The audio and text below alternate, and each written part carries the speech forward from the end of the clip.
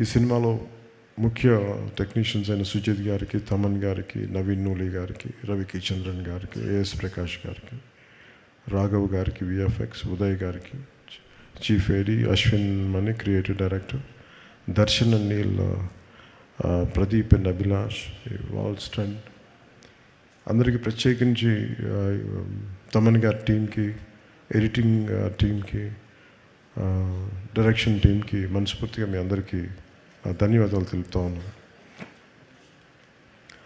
Is it okay if I speak few words? అంటే మేము అందరికీ కొంచెం, అంటే నాకు పొలిటికల్ స్పీచెస్ మాట్లాడి తక్కువలో చెప్పలేను నేను.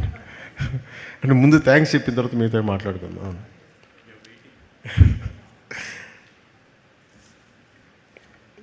ఫిల్మ్ నాకెప్పుడు మేబీ పాలిటిక్స్లో ఉండొచ్చు, నా story telling is a great art.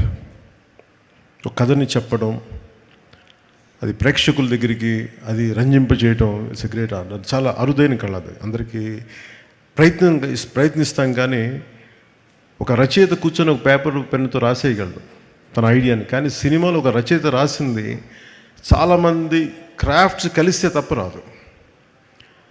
ఈరోజు అందరూ కూర్చోబెట్టి పవన్ కళ్యాణ్కి అభిమానులు వినటానికి, it is not just about Pawan Kalyan, it's not about me, నా గురించి కాదు. చాలామంది సమిష్టిగా కృషి చేస్తే తప్ప ఇలాంటి అరుదైన విజయం రాదు.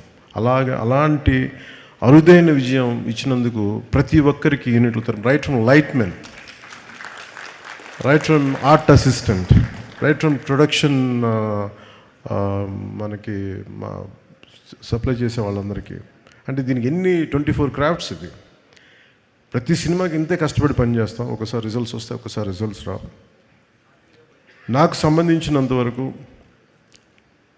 నేను ఎప్పుడు యాక్సిడెంటల్ యాక్టర్నే చెప్తాను. ఎప్పుడు నాకు ఎప్పుడు సుజిత్ నేను ఎంత అర్థం చేసుకున్నాను, సుజిత్ని నా సుజిత్లో నేను కనిపిస్తాను. నాకు సుజిత్ నాకు ఇప్పుడు దాకా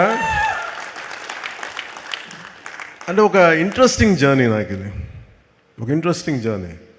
సుజిత్ కథ నాకు ఇప్పుడు దాకా చెప్పలేదు. మీకు సీక్రెట్ చెప్పాను, ఇప్పుడు దాకా నాకు చెప్పలే, ఎవరికి చెప్పలేదు కథ. ఈ ప్రాజెక్ట్ నా దగ్గరికి ఎలా వచ్చిందంటే, ఏదో మేము త్రివిక్రమ్ గారి